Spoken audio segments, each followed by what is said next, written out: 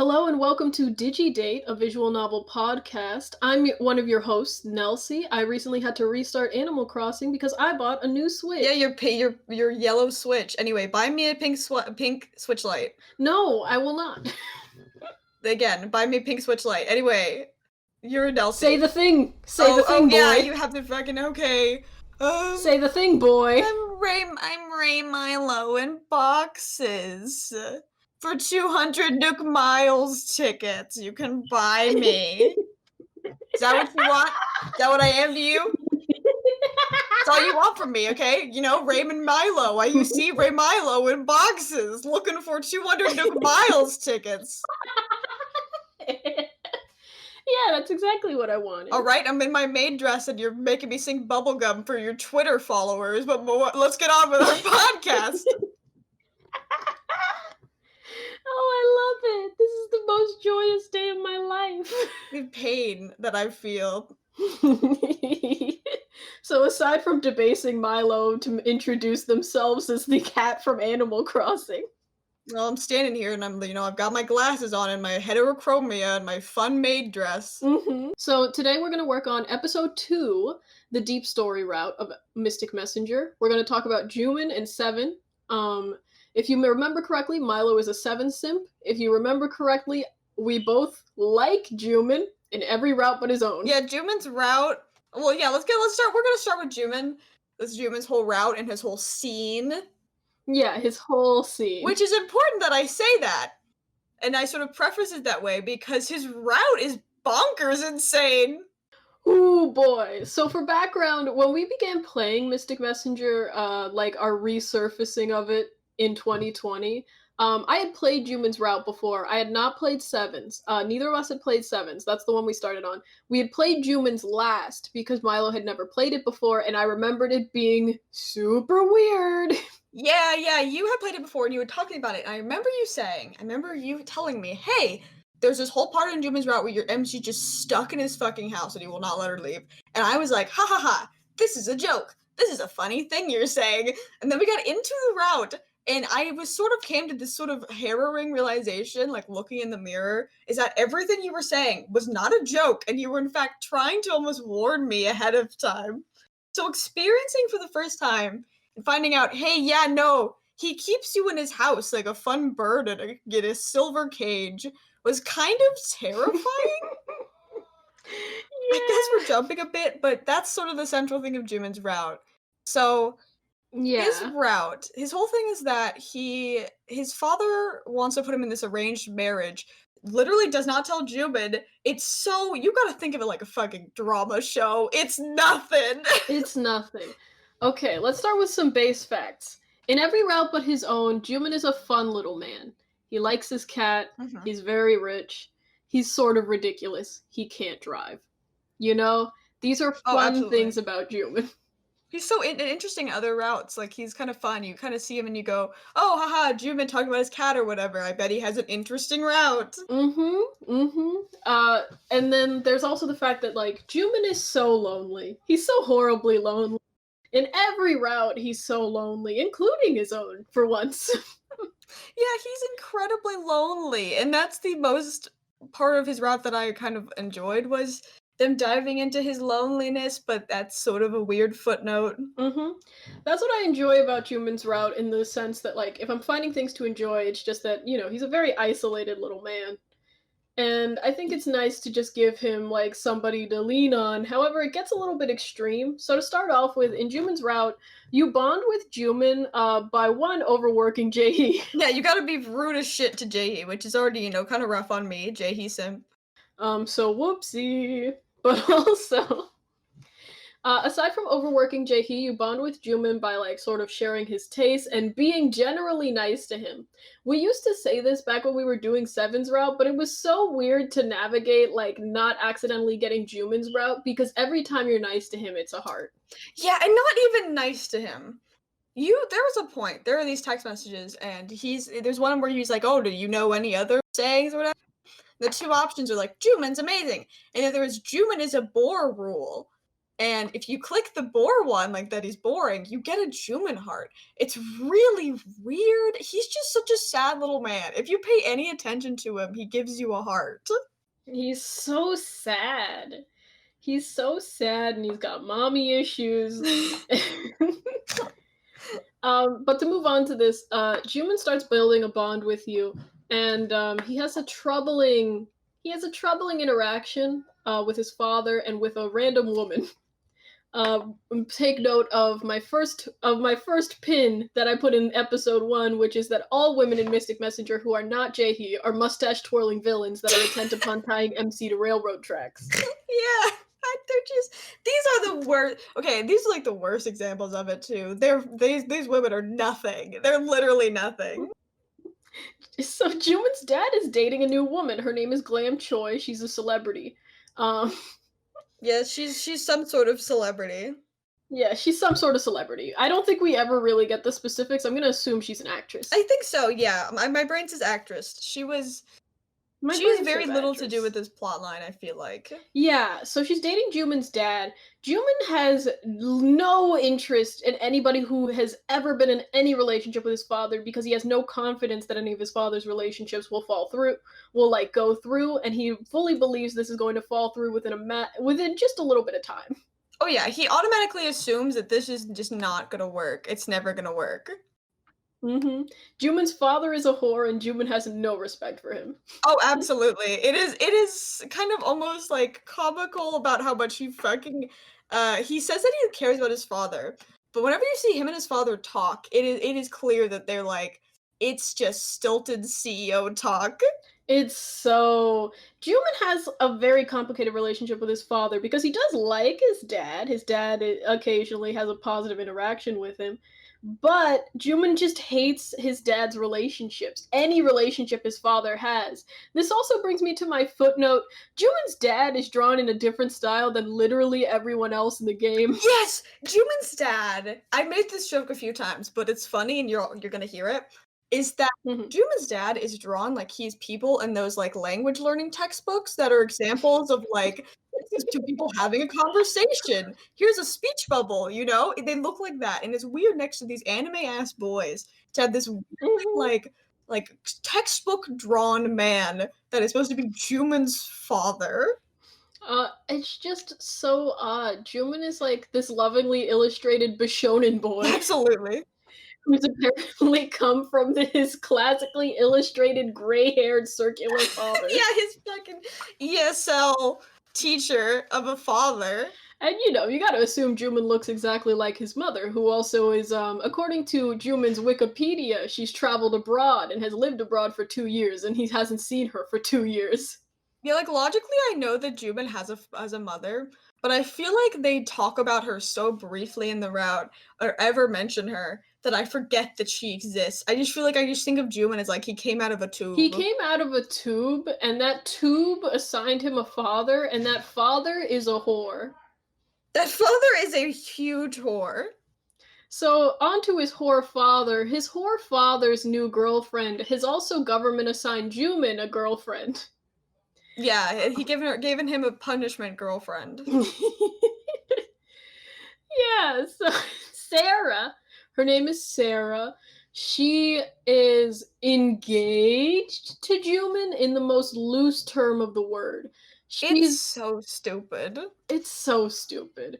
But she's betrothed to Juman essentially, as long as Juman is amicable to the arrangement, which he isn't. Yeah, okay. There's this whole scene when you find out where like you meet her, or well, meet MC's in the room, but it's like you see the storybook, and it's weird as fuck. It is so contrived She because just a shows up at his house. she just shows up, and then she's like, "We're getting married," and I'm like, "What?" What No, is like happening? the whole like Juman talking to his dad thing about this never happens. It's just so weird. It's so like just she shows up and she's like, "We're getting married," and he's like, "Literally, who the fuck are you?" And then she gets mad at him for not knowing. It's which fair on her because I assume that she would think that her dad would have told, like his dad would Mhm. have told him. But at the same time, it's just so it is like fucking drama. It is such a drama show. It is such a drama show. And so, Juman I think about this and it makes me insane. But so Jumin is canonically a misogynist. Yeah, he hates women. He does not like women. He But he says so. He says shit like, "Oh, I don't understand why women are like this." he's like, I don't understand why women are like this. I don't like women. I associate them with the women my father has dated, and I hate every woman my father has dated. And it's understandable because if you look into a couple of the story modes, what it seems to be is that Jumin's stepmother was getting real friendly here, and it's like It's weird. It was a weird fucking story mode. I forgot about that. Jumin's stepmom is trying to fuck him. It was weird. I hope it's not what they were going for. But I just don't I was so weird. It's like you look so much like your father. And I was like, what is happening? And then we never hear from her again. Never again. So that's what we know about Jumin's home life, is that for most of his life he had a stepmother who he regarded as his mother, or at least his father regarded her as Jumin's mother. He had no respect for her because she was trying to fuck him. Yeah, he did not respect her. And so it was essentially a revolving door of woman in his father's life who he had never made a connection to. And so there are three women in Jumin's life who he cares about, right? There's Yeah. his cat. Yeah, there's this cat which she talks about as if they're like, oh, this is the only woman that I've ever loved. Hmm. He loves his cat. He loves this cat to death. And to be honest, as a cat owner, this is my favorite thing about Jumin. I'll forgive everything else in his badly written route only because I love him and his cat. You see, I wish I could even say that, but the cat stuff is just The cat stuff in the route is stupid, but it's yeah. stupid, it's few and far between, but also I do respect you. I like how in one of the routes there's a CG of him crocheting his cat. It's cute. I think that's so cute. I think one of the things that always gets me, and this is only because it's funny, is that there's a call in his route where he talks about how Elizabeth III has always been there for him. And he tells you a story about how one time he had to go to a meeting and he had to wear a suit, a specific suit, and the suit had pinstripes on it. No, it didn't have pinstripes. It had diagonal lines on it. And he was in emotional distress because he could not wear clothes with diagonal lines on them. He hates Yes, diagonal lines. he hates diagonal lines, and this is the same man who cannot pick his tie in the morning. He gets distressed because he has to pick a tie every morning. It takes him like 10 minutes, and Jahi's over there like, hey, can you come to work? He's incapable. And he hates diagonal lines so much. And so Elizabeth III rolled all over the shirt and got cat hair all over it, and he was like, she understands. I couldn't go out there in those diagonal lines. He drives me insane. He's so weirdly, like, he is superstitious in the funniest way. The funniest way. He hates any mention of ghosts. He hates any mention of like Zen's prophetic dreams. I mean, on that point, fair. Fair, extremely fair, but he can't wear diagonal lines. He cannot wear diagonal lines. Mr. fucking CEO businessman who talks about like the art of business sometimes for no reason is also like, oh no, that's diagonal lines. It's just it's the funniest shit in the world. But okay. Yeah, to so continue he's upon. yes. So the one woman he loves in his life, his cat. The second woman, Rika. Oh yeah, I forgot about that. Yeah. Rika's had a profound emotional impact on Jumin because V is his childhood friend, and so V gets a girlfriend, and Jumin essentially has to third wheel them all the time. And she takes a pet project in asking him why he's a misogynist. Holy shit, she does. She does take a pet project. It's like I did appreciate those scenes where it's sort of like Rika saying the shit that I was thinking, which is that I wanted to sit down with them and I want to go, "Hey, what's your problem?" B, like asking these just questions about, "Hey, why do you act like this? Why do you treat women like this?" And then Rika being like, "Well, do you not like me? I'm a woman." And then he's just like, "No, you're the exception. I have issues." That was one of the few good scenes where I was like, this is kind of the dialogue was in a lot of this route is so like over the top, especially for Sarah, to the point of where it's Mhm. like I feel nothing. I don't feel the stakes in it. Where I think Rika and Jumin's talk was kind of on the more of the sweeter side of it. Yeah, definitely, definitely. I feel like Rika and Jumin, you can feel there's a palpable like friendship between the two of them, and that like Jumin was definitely starting to feel that there was another person he could let into his life because essentially Jumin's only friend is V. Essentially, he just is. Yeah, yeah. Jumin's only friend is V. You could say that Jumin's friends with the RFA, but I think you'd have a big argument to make in that case. Oh, you would have to have, yeah, I think you would really have to make, especially in where we are in like the timeline, I guess. Mhm. He's incredibly isolated from the rest of the Rappa, and the rest of the Rappa does not like Jumin. They're really look, I am I understand when people don't like Jumin. I 100% get it. But at the same time, the Rafa is very like he tells a joke and then everyone's like, shut like Seven specifically. He tells a Ooh. joke and Seven's like, stop telling jokes. You're hurting me. Ow, ow. Your voice is like sandpaper to my brain. So you'd have a big argument to make that Jumin is friends with the RFA when essentially every time he says anything, they're like, "Boo! You suck! Yeah, boo, we hate your pussy. Boo! We hate your pussy!" And the pussy is his cat. Yeah, they also hate his cat. Now you see, it's kind of like I understand. I get it. Because he's a fucking billionaire and like fuck billionaires, but also he's a fictional billionaire. Anyway, we're not gonna get into that. But what I'm trying to say is that I get it because he is sort of like act you can see people would think he's high and mighty in the Rafa, but also Mhm. y'all can we just there's kind of like a barrier between oh, this is just sort of a like a yeah, you seem kind of high and mighty asshole to being like anytime Jumin says, haha, here's a joke, they're like, what the fuck? What the fuck? You're telling a joke? I hate your pussy, and also you take bad photos. What You take the fuck? photos. That was the funniest conversation. So there's a point before you get into the route. Now we're kind of ping ponging a bit. This will be a little side note that there's like whenever they're trying to decide like who you're gonna go with, Jumin's at a dinner with his father and Glam Chow, and he's like took a picture of his steak and it's super fucking blurry because he can't take photos. And everybody, and then immediately Seven's like, "What the fuck is your problem? Like you like look at that shit. You cannot take one good photo. Like what is your deal?" It's so rude. I think about this, and again, ping ponging a bit, but like, there's a point where Jumin is venting about how much he hates that his father doesn't take his opinion into account and how his father keeps entertaining fleeting relationships for no reason. And Zen calls you his almost girlfriend and goes, "Isn't it so funny?" Okay, okay.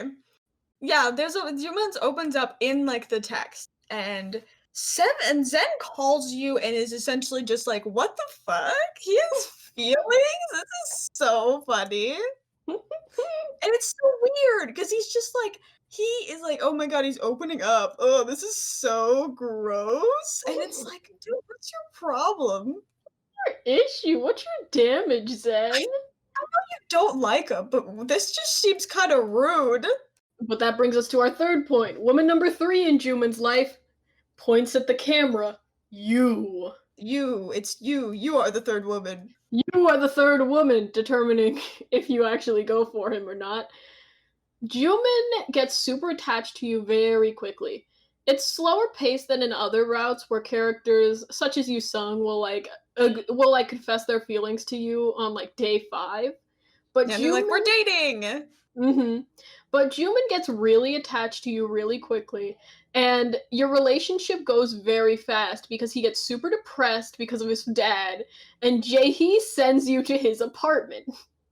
Yeah, yeah. He's getting depressed because of the whole thing with like Sarah, and he feels like because during this during this whole thing, like whenever there's the Sarah stuff, Zen has a prophetic dream. He has a prophetic dream that Elizabeth is away from Jumin and is like lost in the woods outside of this weird building, which is actually Mintai.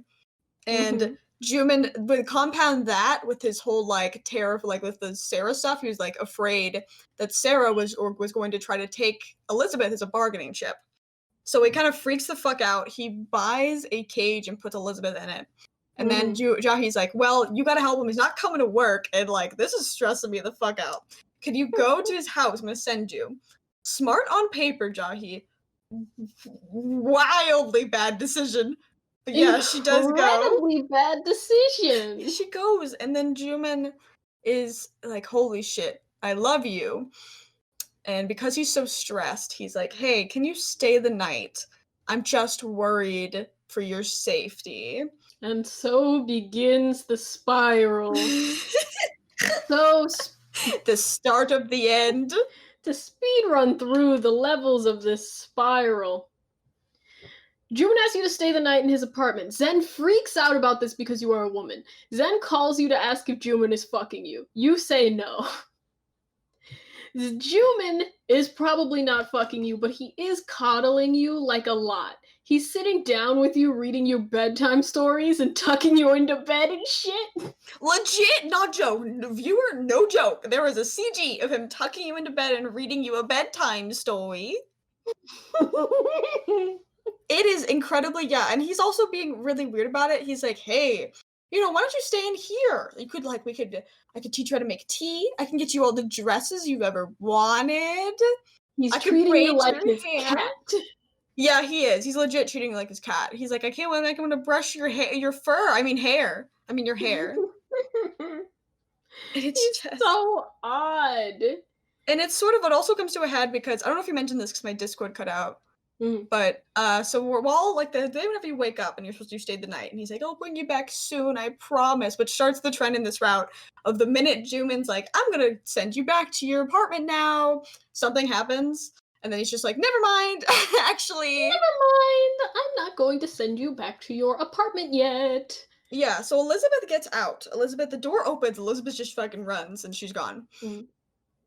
This is a lot because Jumin cares about this cat, but what he's also privately decided is he doesn't need his cat anymore because now he's got a human pet.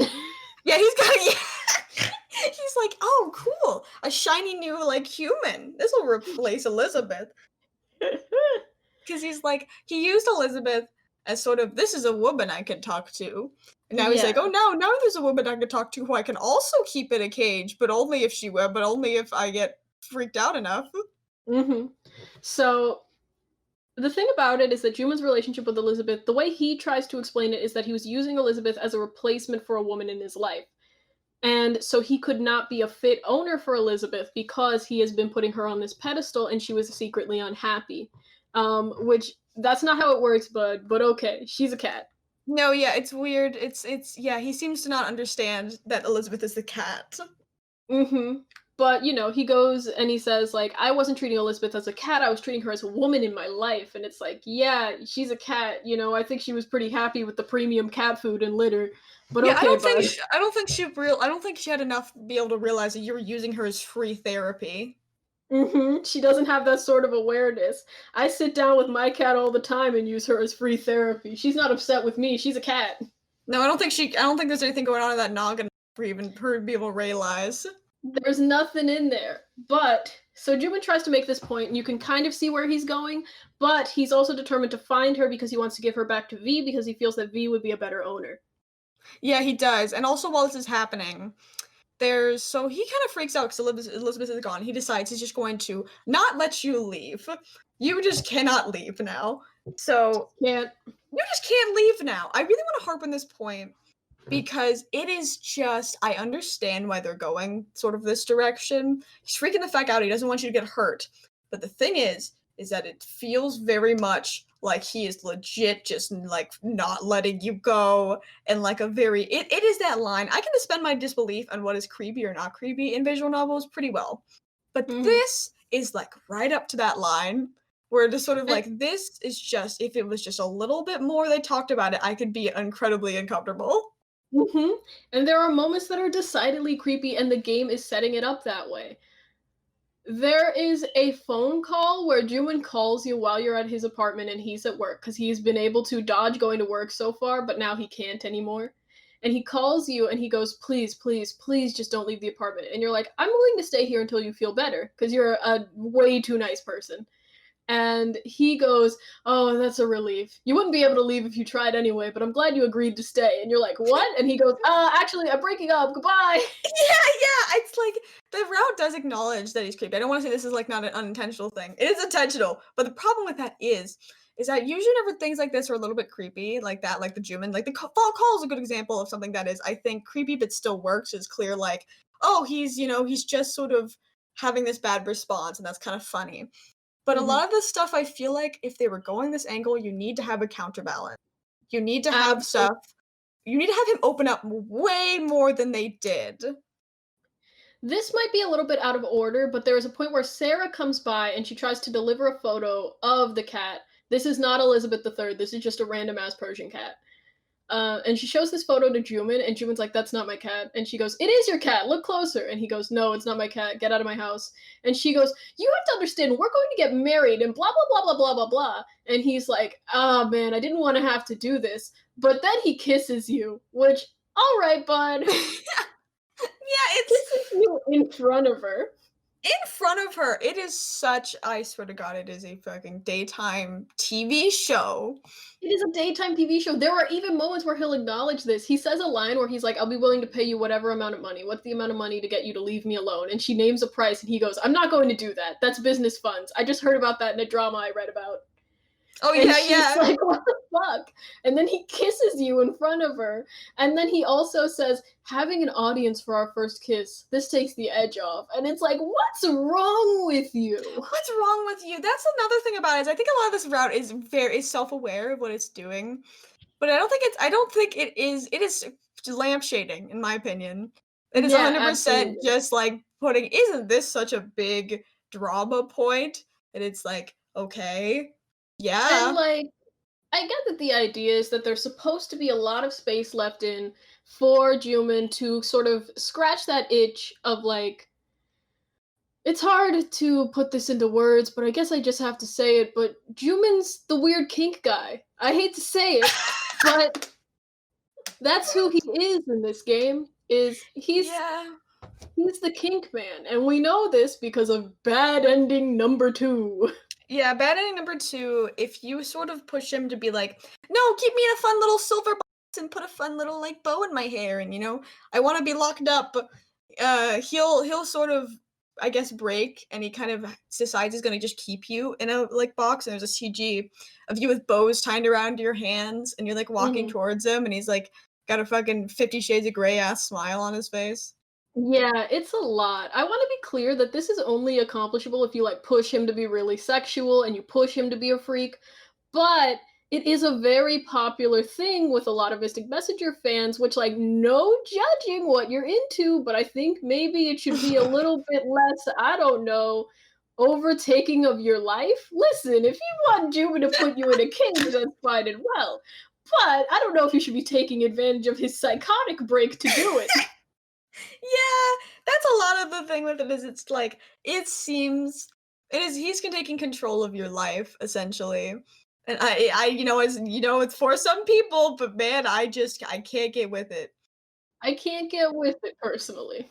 It's an outlier in my mind. But yeah, so Sarah comes over, you kiss Jumin in front of like her, or he kisses you, sorry. And then Mhm. she runs out, she storms out, she's mad. And there's this whole part which I like to call, oh, the Rafa is just on their knees begging Jumin to let go of MC. They're like, "Hey, the party is in like 3 days, 2 days. You need to fucking let her go. You just go to the apartment.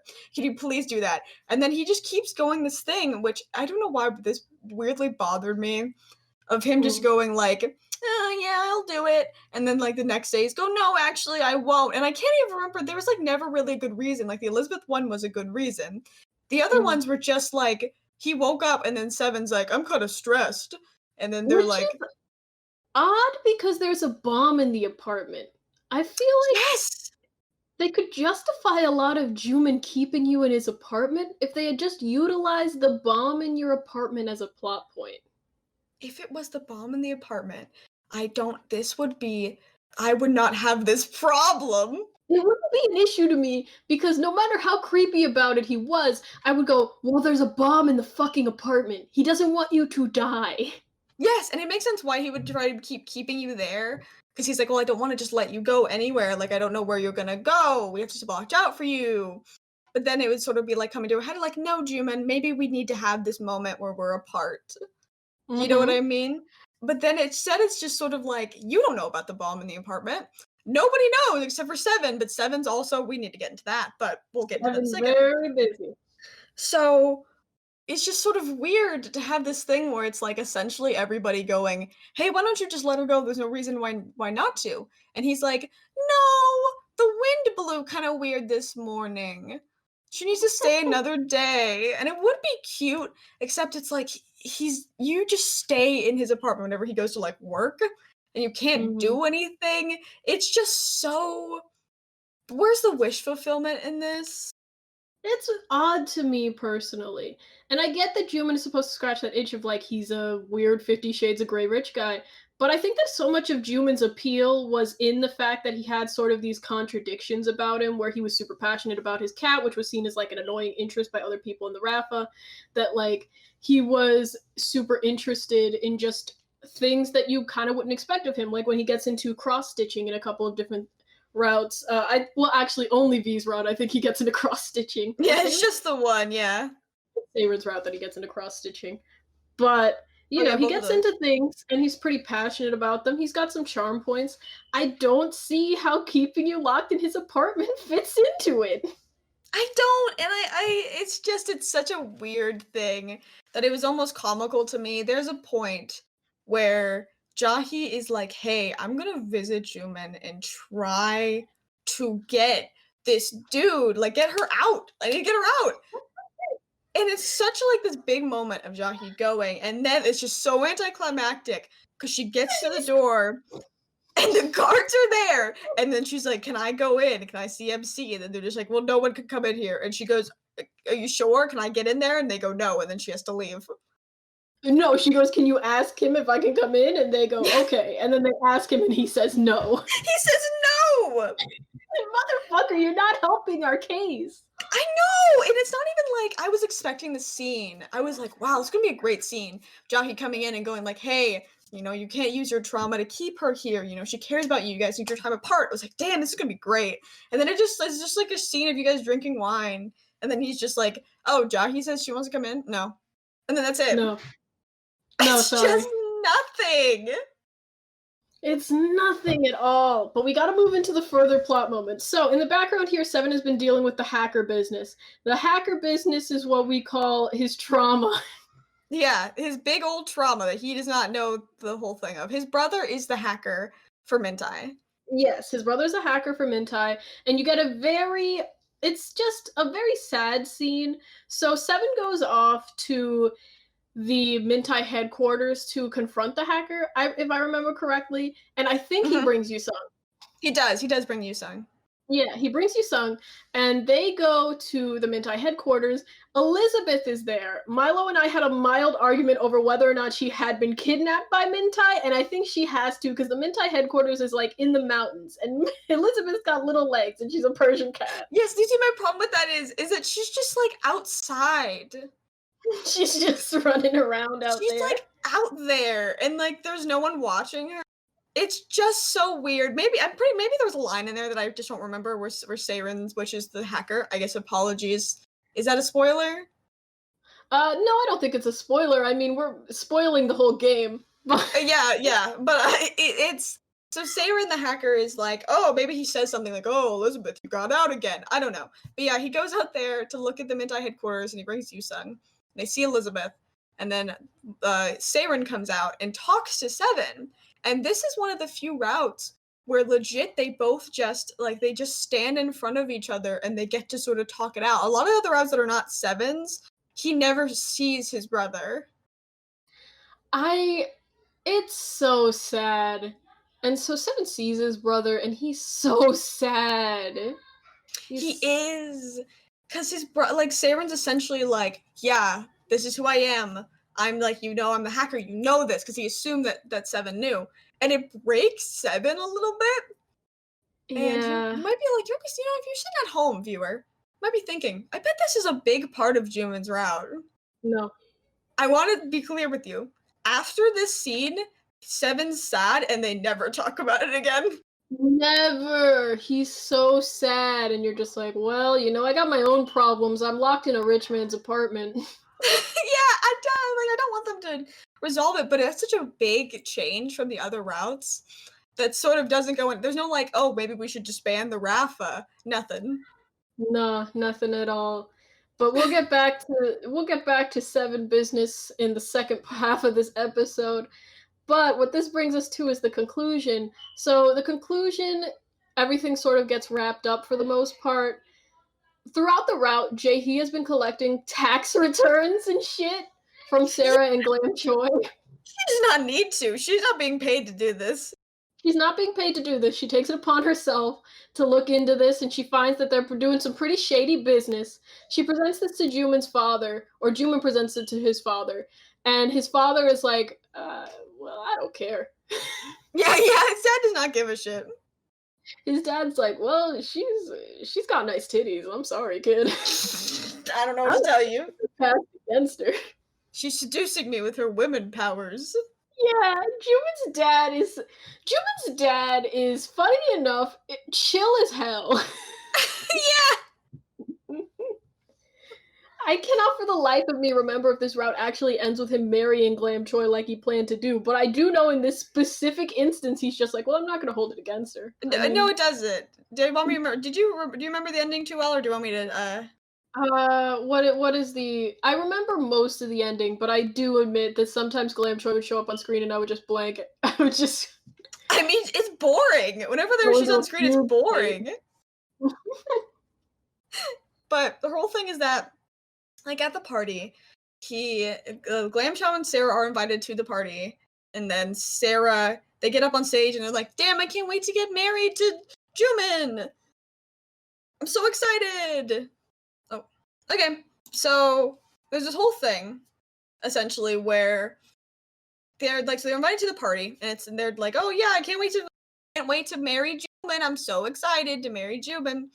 And then Jumin gets on stage and is just like, this is the weird part. He tells them all essentially the same shit that Jae-hee already kind of told Jumin's dad, and Jumin also told Jumin's dad about Glam Choi. And then hearing it out loud, I guess, then Jumin's dad is just like, you did all this? Seems like a Seems lot. like a lot. This is crazy. Did you do all this? And then she's like, blast you kids. I would have gotten away with it too. And then she kind of runs away. I would have gotten away with it too if it weren't for you meddling rich boys. Yeah, so it just kind of runs away. And that's kind of the end of it. That's so fucking funny. It's incredibly stupid. But okay, so that plot point wrapped up. And then we move on to also Jumin's dad is like, you've met a woman? And Jumin's like, uh-huh. And Jumin's dad was like, whoa. Whoa! A girl? A girl? Yeah, and it kind of ends with, he buys you, this has bothered me. He buys you this dress. He wants to dress you up and, do it like you're a doll. He puts pretty bows in your hair. So, he buys you this dress, and then you do leave the apartment at, the last day. Not the apartment, sorry. You leave his house the last day. And then he gives you this dress. And if you get the best ending, you wear the dress he bought you. And I don't know why, but that bothered me. The dress is so ugly. I'm sorry. That's the problem, is that the dress is ugly. It's so ugly. And also, I don't know, for some reason, my brain's like, oh, having Jumin be away from MC for once, but at the same time, Jumin's still deciding what she's gonna wear. It's odd. It's very odd. Also, we gotta get into Elizabeth III. So Elizabeth III is returned, and Jumin intends fully to give her back to V. V shows up, and by the way, this is the first time V has actually shown up this whole route about his best friend, his childhood friends, who he's known since they were 7 for 20 years. Yeah! His best bud in the world. So he shows up, and he's like, hey, best bud in the world, who I never talk to. I've heard that you want to give the cat back. And Jumin's like, yes, I want to give the cat back because I have issues and problems. And V's like, are you sure though? She loves you and she's a cat. And Jumin's like, oh, I don't know. And then you're like, I think you should keep the cat. And he's like, well, If you insist. If you insist. And so he keeps the cat, which, okay, It's alright. it's so weird. I don't understand the complete like 180 flip of Elizabeth I kind of got, but then I was expecting at the end for it to be like, oh, you know, I finally see her as just a cat, but I still love her Mhm. because she's a cat and I love her. She's my pet. I care about her. But instead it's just like, oh no, I can't think of her as a woman anymore. Yeah, he's so weird. I get like what they were going for is that he sees her as an extension of Rika, because as far as he understands it, one of his best friends in the whole wide world is It's fucking dead. dead. Wink, wink. Nudge, nudge. So she's fucking dead. Wink, wink, nudge, nudge. And so, he sees Elizabeth III because Rika was the one who suggested that he get a cat as an extension of her. It's sort of part of her memory. And he doesn't know if he can ever really disconnect himself from that idea. But also, dude, she's a fucking cat. She's a fucking cat. And also, I'm gonna probably ping pong this around and probably edit this in somewhere. Talk a bit about how Jumin's route is very horny and I hate it. Ooh, the horniness of Jumin's route. Oh boy. We've talked about Zen horniness, but Zen horniness is at least like he's I'm horny gonna come in from my the bottom of pants. his heart. He's just, I'm gonna come in my pants. I have Jumin is in a totally serious, unemotional, unaffected tone. I'm going to come in my pants. Yeah, it's like it's so I can kind of get like weirded out by this stuff. Like I physically react. I'm like, oh god, gross. But I had that a lot during Jumin's route because you're in his house and he calls you and he's like, you're right in front of me right now. I can see you. You're right in front of me.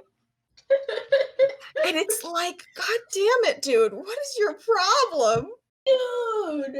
Dude, you cannot come in your suit pants right now. Yeah, he's like, what if I kissed you? What if you shouldn't, I can't hold back. Shut up, shut up, shut up, shut up, shut up, shut up, shut up. I'm right, that's what the calls are.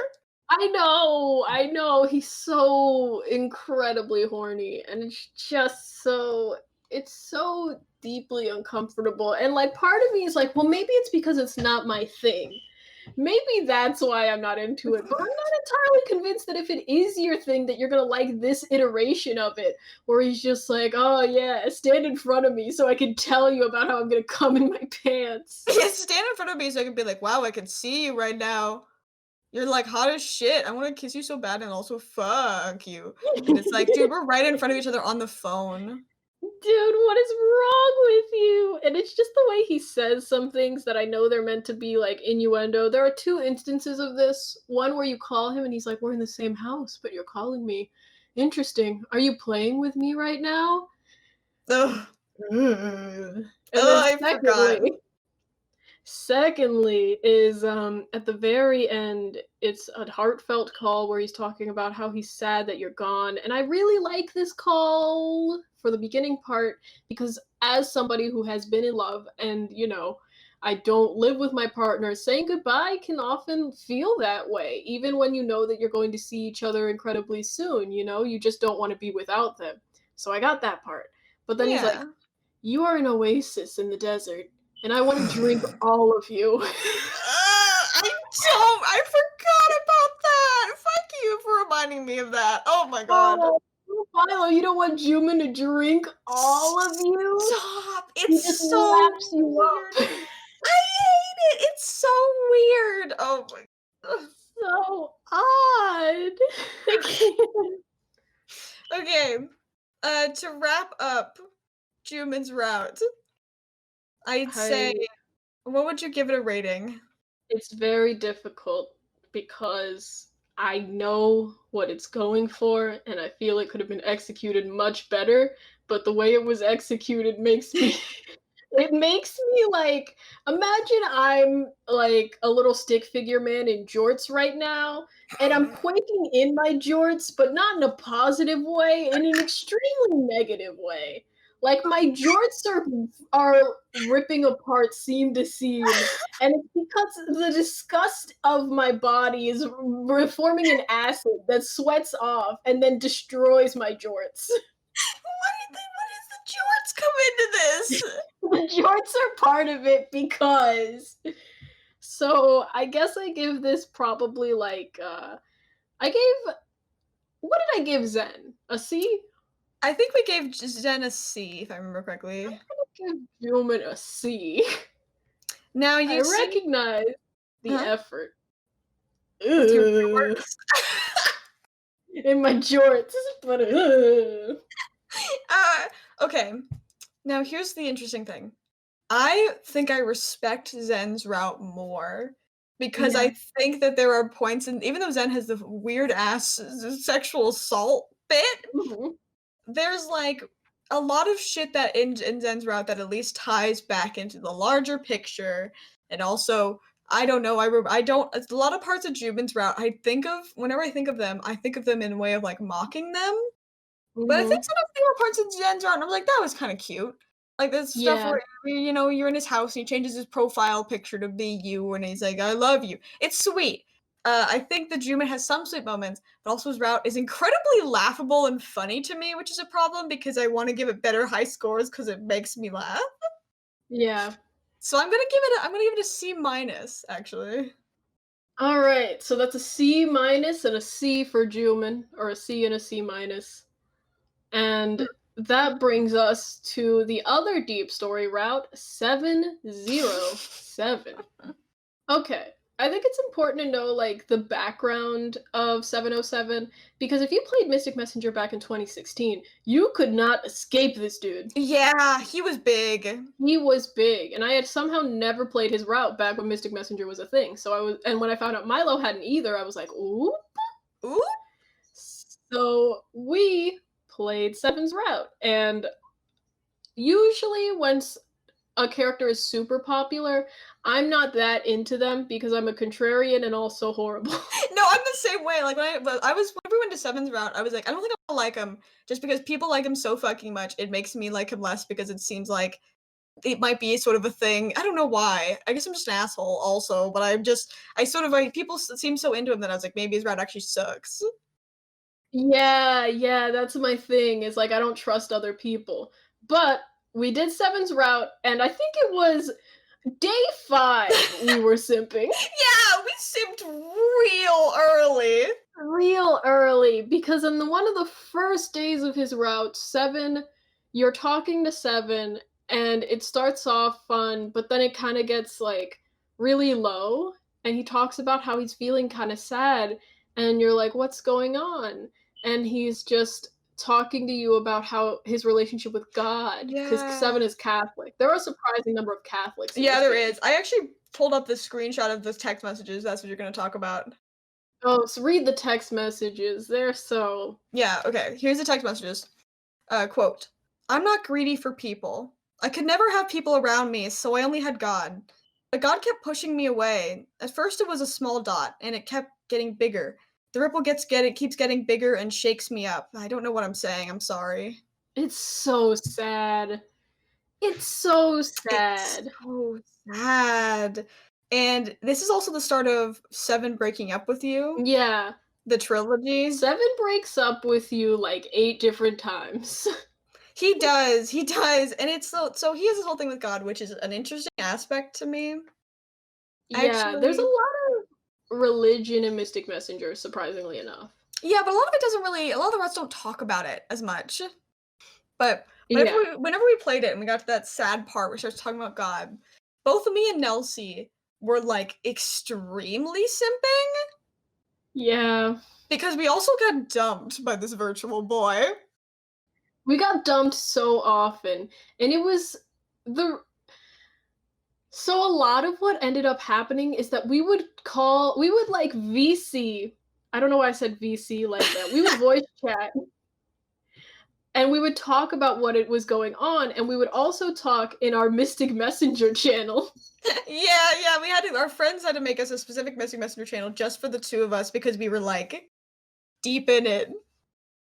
They had to quarantine us. One of the funniest things about this, I think, is that a lot of times people will mute channels for different interests that they're not into because, you don't want to see the notifications for it. And I asked people about this, and most people I asked were like, "No, I don't mute the Mystic Messenger channel because I think it's entertaining to see you guys going insane." Yeah, because we would go in there, we would lose our fucking minds. And I remember, Mhm. speaking of the Seven stuff, so Seven breaks up with you, and we'll get into why. I actually have listed all of why. But every time he'd break up with us, we would like get into calls and shit, and people would join us. And they're like trying desperately to understand why we're still like, no, please, no, wait. No, please! You have to You have to understand. understand. He's my anime boy and he loves me, but he's so emotionally he's so emotionally conflicted. He can't handle that he loves me, but he does. He cares so much. He does though. Oh, He does. okay. So Seven's depressed. Yeah, yeah. We're gonna get to the timeline, but I have listed out here his trauma, his 3 layers of trauma, and also the His plot three points. layers of trauma. I think that we should probably get into the basic timeline before we get into his 3 layers of trauma. Okay. So you go.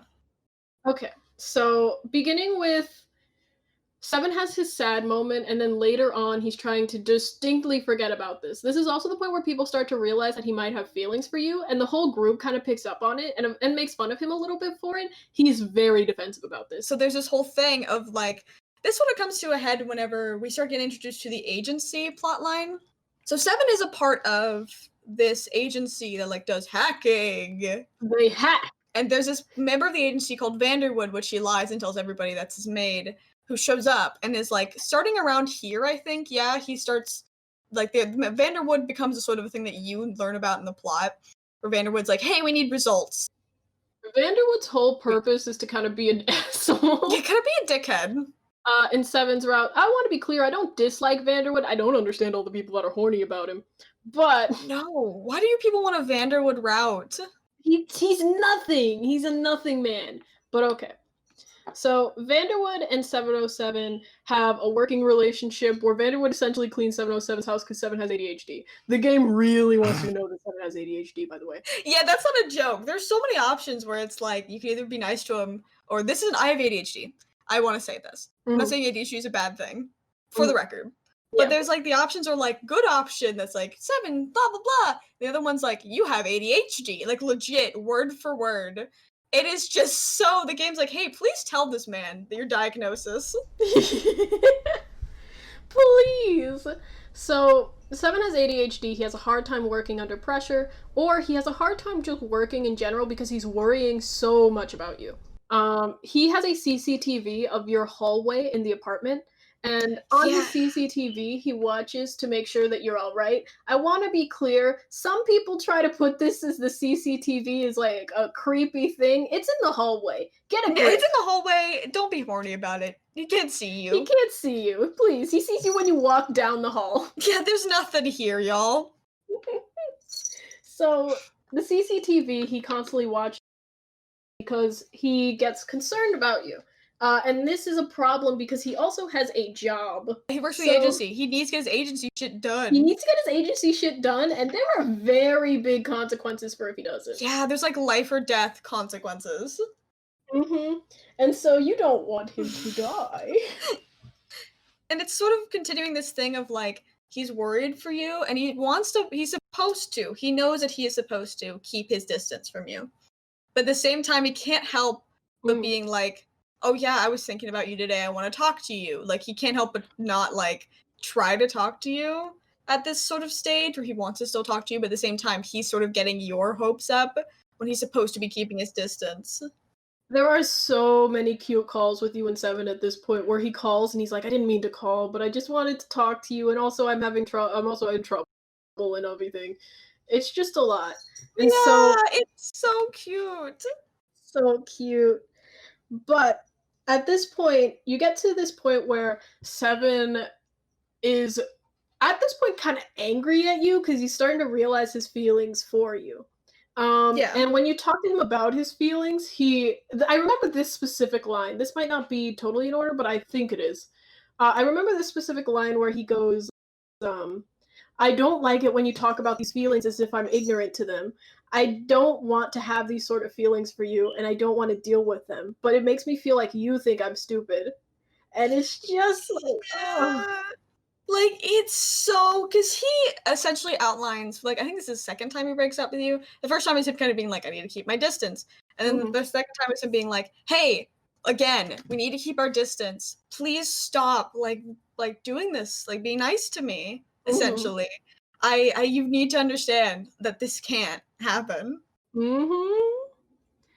But then he's trying to keep his distance from you, and whoopsie doodle, the hacker has unlocked a bomb in your apartment. What's that all about? Yeah, that's what I find interesting about it is that I was thinking about this route in terms of like the plot points, is that it's so very interesting to me the fact that the minute that he's sort of like, oh, the work with the agency is getting to a point where Vanderwood's saying shit like, hey, you can't involve her in this. She's gonna fucking die, you idiot, you dumbass. You can't have feelings.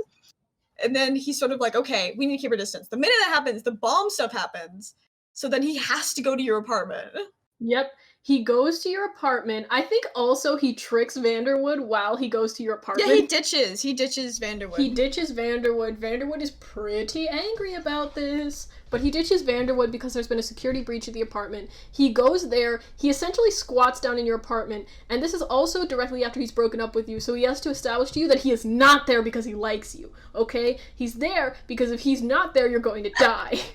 Yeah, he's straight up like he's jumping in the apartment, and usually in these routes, this would be like a sweet moment. Oh, he's here to help me. Instead, it's like, no, we can't. This is just a completely like civil relationship. hmm And he has such specific parameters for being in your apartment because he does not want you to be in another room because then he can't see you, but he also doesn't want to look at you because if he looks at you, he's going to be distracted. But he also doesn't not want to look at you. He kind of just wants to look at the back of your head so he knows that you don't know that he's looking at you. And then he just wants you to do everything you would do in the room with him. But you can't talk to him. If you talk to him, he's not going to respond to you. But also there are implications that you have tried talking to him, and there are moments where he just irritatedly goes along with it and then gets angry at you afterwards. Yeah, it's so wild. It's some kindergarten ass shit. He's just like, oh yeah, no, like, don't talk to me. And then if you do talk to him, he's just like, whatever, why are you bothering me? And then you take his glasses in one of the calls or something. And he's like, why are you trying to take my glasses for? Why are you trying to talk to me? What do you like me? Why you trying to talk to me? What are you? You like me or something? Because I don't want to talk to you. Because every time you try and look at what I'm doing, you always want to. You want to put on my glasses. You want to play with my hair. Yeah, it's legit. Those are word for word, viewers. I want you to know this. He's so yeah. This point in the route is just incredibly like there's this wall between you two, and then it's sort of coming undone a little bit, but also he's trying his damnedest to keep it hmm up. And there are just so many points there were so many points in this route. Zen freaks out about this, by the way. This is a footnote, but Zen freaks out in every route where anybody's at your house, or you're at somebody else's house, and he's Mhm. like, "Are you fucking seven right now? Are you and Seven having sex right now? Am I on the phone with you while you're having sex with Seven?" And you're like, "No, he's Catholic." And then he goes, "Okay, but if you guys have sex, I'm going to kill somebody. But also don't have sex. But also, if you I chose there's a point where he goes, "But if it were to happen, I just this might be too personal because then can't talk to women." Uh He goes, "This might be too personal, but would you actually?" And you have the option to say, "No, I'd prefer to go slow," or "If we like each other, then sure." And I picked the second one because I was curious, and Zen is just like, "Oh, well, you're an adult. You can make your own decisions." Yeah. See, this is the one I remember the most when I think of the Awuga joke hmm because he's legit. He's just like, "Are you guys fucking? You're like alone. You can't be alone." Leave me alone. You guys are having sex right now, It aren't you? it's really funny because other routes, whenever goes those calls, you guys are already sort of in a romantic relationship. With Seven, he's actively like not talking to you, and then Literally. Zen's calling you like, "You guys fucking?" Like, no, no, No, Zen, we're man. not. He broke up with me yesterday. In fact, we're actively like not speaking right now. The funniest thing about this to me is that the way he words it is he's like, "Did Seven change?" Yeah, did Seven? Yeah, okay, I found the screenshot. Okay, Mhm. I mean when Seven suddenly starts panting as if he's run a mile, or when eyes half close, things like that. Oh my god, he's so stupid. Yeah, it's like his idea of this is fucking cartoons. It's a cartoon wolf. He's a cartoon wolf. He's like, you have to say your own joke. I won't steal it from you. Okay, I'll read it. I'll read it. I'll read it exactly what I said. Zen, watch out for when Seven goes awooga and his eyes bulge out. Oh, it's so fucking funny. It's so stupid. It was such a wild call, especially because we're in this emotionally turbulent situation. Fucking highs and lows. Incredible. And then Zen's over there like, you guys fucking. That's a Zen moments for Seven's route. We're also gonna, I want to put a pin in this, and I'm gonna talk about it at the tail end. But sad you sung moments for Seven's route. Oh yeah, we did all the calls for Sevens, and then we were looking at the list, and there's one listed that had an actual note. They had to actually break their formatting to add a note, and the note was "You sung cries hard." Mm-hmm. We're gonna put a pin in that, but oh my god, I could talk about those for hours. Okay, but to get into the plot some more, so then what sort of comes to a head is that Saren shows up. Okay, so first of all, you see a floppy disk in Seven's belongings, and you load that up, and there are pictures of this little red-headed boy. The little red-headed boy. The little red-headed boy, and you're like, what's up with that? And he's like, fuck off and die! I'm gonna die! There are also these small moments of tenderness with Seven where you'll be asleep, and he's like, I don't know why you don't give up on me, blah, blah, blah, blah. Is it before or after you go to Mintai with him? No, it's... This is before. Okay. This is before. Yeah, way before you go to Mintai with him, you sort of reconcile with him. Okay, first of all, you have a call with him. This is an outgoing call, so it's optional whether or not you got this, but I got this. You do an outgoing call with him where he specifically tells you, I don't care if you get hurt anymore. I'm going to be actively mean and hurtful to you because I don't want you to get hurt. If you keep talking to me, you're going to get hurt, and I don't care about that if you get hurt from me anymore. Yeah. And when this happened, we said that we had gotten broken up with again, and our friend Percy said, you guys do not seem to be having fun. And we said, no, we're having the time of our lives. Yeah, we're having the time of our lives, but yeah, it was so like, it's one of those things that made me just sit there and just stare at a wall for a few minutes and just kind of take it in. And I think I don't remember if this is before he sees Saren. I think it might be after. Like whenever Saren comes into the apartment and holds you at gunpoint. Oh, yeah! Yeah. I think this is before he sort of does that whole thing about, yeah, I'm going to be actively mean to you. I'm worried about your health. No, this is after. Sorry. And then, so Saren, the only thing that happens is that Saren shows up into the apartment.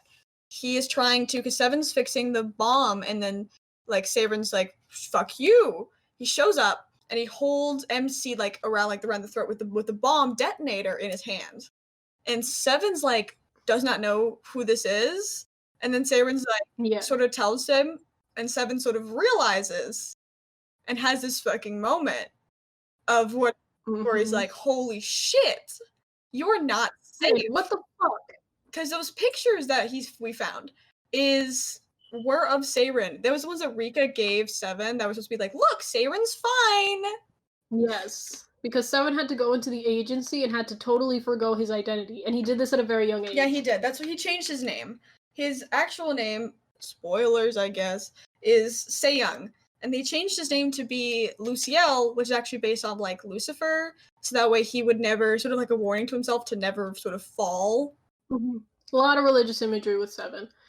And so he realizes this, and it's a really, really sad moment. Eventually Saren has to leave because Seven tells him that the intruder business on the bomb, right? The intruder thing is going to go off, and it's going to explode you. Yeah. And, Saren doesn't want to get exploded, so he's like, okay. Goodbye. Yeah, he leaves. You foiled me again. You foiled me again, you dastardly kids. But yeah, and then Seven's fucked up about this. So fucked up because his twin brother, who he thought was in the custody of me, his mother... He is, yeah, it's so... We'll get more into this whenever we get into Saren's route, because we have feelings. But fucked up. But from Seven's perspective, fucking huge betrayal, because V kept telling him, Saren's fine, don't worry about it, Saren's fine. And Seven's this whole time been like, I can't see him, but I hope he's okay, Yeah, and so Seven confronts V about this, and V provides nothing of substance, nothing at all. He's also very, very vague about this because he cannot Yes. tell any of the other RFA members about his twin. And so he is essentially having this argument with V that nobody else understands, that Yusung is sort of blindly supporting him through because he doesn't get it, but he hates V. Yeah, yeah.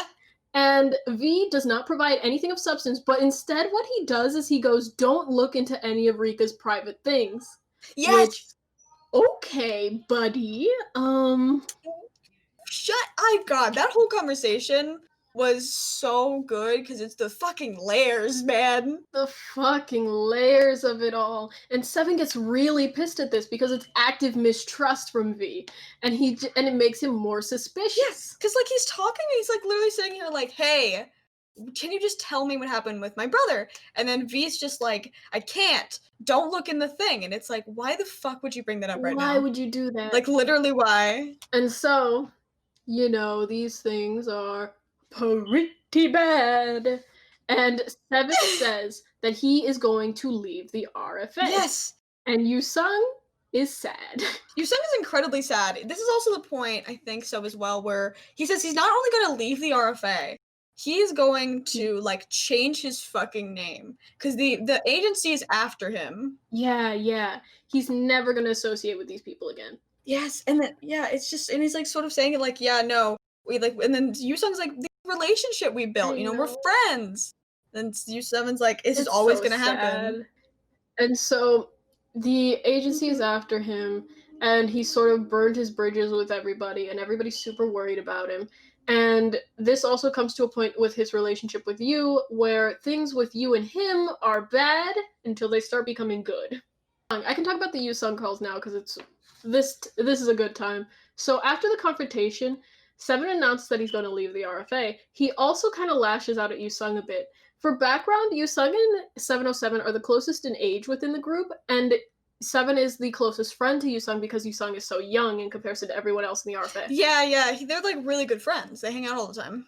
They're really, really good friends. And so you call Yusung, and Yusung is crying. And he's Yeah. crying. He's crying, and you have to tell him that it's probably just that Seven is lashing out because he's upset with V. And Yusung insists that like he would be able to understand it all because he knows that V is wrong in this situation. He doesn't know how, but he knows. And you sort of have to calm him down. And like as the Yusung expert of the podcast, I just think that Seven's route gave me a lot with Yusung. He's so horribly sad. He is, yeah, like the whole thing of Seven just being like, yeah, no, it's all for Yusung. Not to get too much into Yusung, but it's Mm. like Seven just up and saying he's gonna leave. It's like it's sort of another person just leaving his life. It's so much. It's so very much. I just think about this a lot. While we're talking about Yusung, in the background, Jumin is called Yusung's mom to help him get his life together because Yusung is horribly depressed and addicted to video games. And it is a very funny subplot that I had no idea what to do with.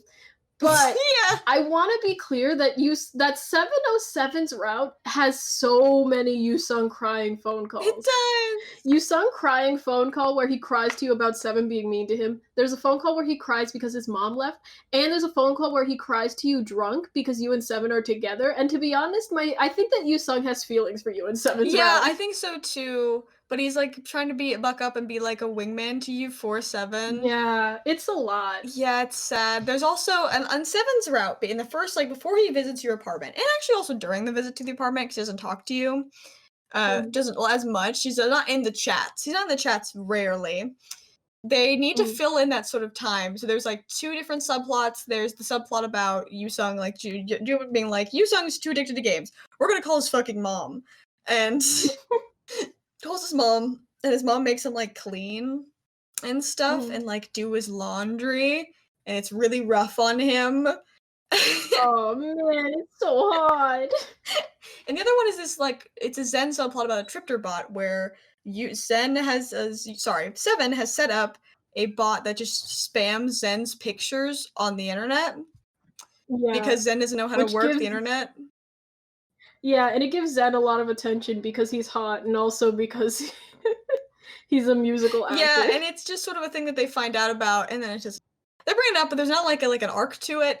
It's just kind of a thing that happened. Get into the more plot stuff. Things with you get pretty bad with you in 7, and then they start to get better when he repairs the robot cat that he made for you originally.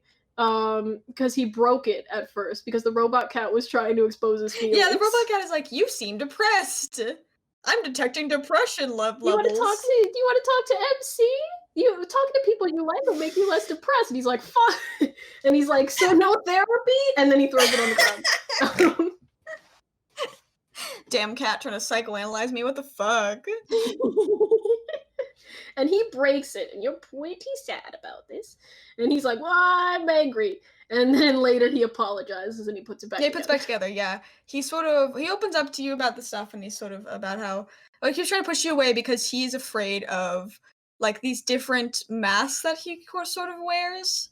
Mm-hmm. Kind of, like, there's that, he wanted to be the happy-go-lucky 7 for you, and that's what you're sort of expecting, and he legit can't, and he just is sort of thinking, like, if you get to know Se Young, all you're gonna feel is just heartbreak, and I'm gonna put you in danger. He rebuilds the RoboCat, he opens up to you about these things, and your relationship sort of goes from there. There's a really nice, heartfelt call where he opens up to you and he talks to you about how a lot of the time he was fronting with a different personality, and he was missing his twin in his life, and he was horribly depressed, and he was trying to project this image of being a happy-go-lucky person in order to sort of build that within himself. But with you, you kind of understand him, and you've seen him at pretty bad points. And so he wants, he wants to build a relationship with you now. He wants to have that happy life with you. This is also the introduction, and I'll make a quick note of this because we've done it for every route except Jaehee's because they don't exist in Jaehe's, but 7 horny moments. 7, yeah, the brief 7 horny moments. 7's horny moments are brief, but also sort of like, most of it is just him like, you gotta understand, you can't be sexually around near me. I'm Catholic. I'm Catholic, but your skirt's kind of short. Your skirt's kind of short. I'm Catholic. Aren't you cold? It's so silly. I love it. So it sort of comes to a head where, and we'll sort of wrap this up a bit, then we get into the bit of the trauma. So the whole thing sort of comes to a head where he's like, hey, fuck the Rafa. Fuck it. So he just is like, the Rafa's done. I'm not going to be part of it. He's going to go to Mintai himself. He goes to Mintai to sort of get his brother out. And Seiren starts runs. I think he takes down Mintai, and then Seiren's trying to run and runs away. So they don't go to the party. The party still happens, but neither MC nor 7 go to the party. Yeah. And it is a whole thing. It also ends with V resigns from the RFA. We're supposed to care. We're supposed to feel bad for him, which I don't. I don't know why they would even try to pull this in this route, especially. Where he's the worst. We said, and we'll get more into this in his actual episode, but because I love you, Sung, and because Milo loves 707, we are predisposed to hate V. Yeah, 7 has been screwed over by V so specifically because V has been telling 7 that his brother is fine when he knows he isn't. And then at the same time, 7's sort of been like doing this work. So it sort of comes to a head where the reason he finds out about Mintai is because whenever V brings up that whole drawer situation, he goes, fuck you, he looks into it, and he sees that the thing that 7's been covering up, his apartment, the bombs and stuff, has had information about Mintai. He's been unknowingly actively helping V cover up this cult. Literally. That has his brother in it. It's so much, and it's such a fucked up plot. And at the end of the story, you uncover some stuff about Mintai. You go to the headquarters. You see Seiren, and 7 tries to convince him, but Seiren does not believe that 7 is in it for his best interests, or that 7 didn't know that Seiren was abandoned. Essentially, yeah, which I mean, fair. Very fair, Seiren has no reason to believe that 7 has good intentions for him because Seiren has no reason to believe anyone has good intentions to him. To be honest, yeah, after all he's been through, yeah. Yeah, this is not a good point for Seiren. But It bears noting that 707 is one of the only people whose after ending is so extensive that it counts as another route in the game. Yeah, he 7 is considered to be like the what's not the correct option, but like the in canon actual ending person. Yeah, 7 is the closest you'll probably get to a true ending. And his after ending is based around we haven't played it personally because I don't have that kind of money, No, but I'm sorry. his after ending is based around uncovering secrets of Mintai, finding Saren and bringing him to safety, and also fuck V. Yeah, fuck V. It is also a big thing about so the ending of his is that you and Saren runs, so it's just MC and Seven make the whole thing of like they're going to look for him. They're gonna keep looking for him. So it's kind of like them trying to find Saren and like rekindle this, which is really interesting. I just like Seven. I just want to say that. And I think that that's why I kind of like him also because his whole there's a lot of things that I enjoy in other characters. He has the whole fucking like the fact that he puts on these happy masks and all of that. And also he's got Mm, like 3 layers of trauma. Got fucking the religious trauma, he doesn't believe that God's all that. Then it's like fucking his mm. brother, believe that he can't protect anybody. And then he has like self-hate, where he just like believes that he is not worthy of love. And it's sort of interesting to watch all of these like factors kind of play into how he treats you. He's a route that is straight up like he does have feelings for you, but he legit cannot act on them. Literally, it's just there's so much to Seven's route. I love him very, very much. He's so good. I enjoy him so much, and he's also cute. His stuff is cute. This stuff is super cute.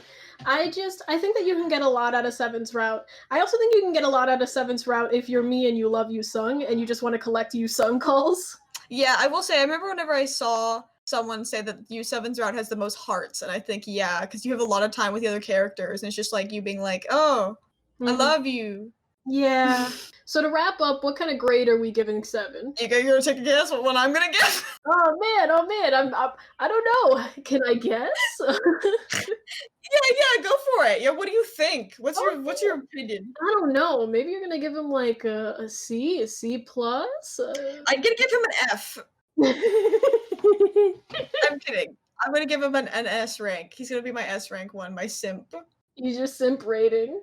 I'm Hmm. gonna go ahead and give him an A plus. I love Seven so much. He's definitely like a very close second favorite, only rivaled by well, we'll get into that next episode. Segway. Segue. But I think this marks the end of episode 2 of DigiDate.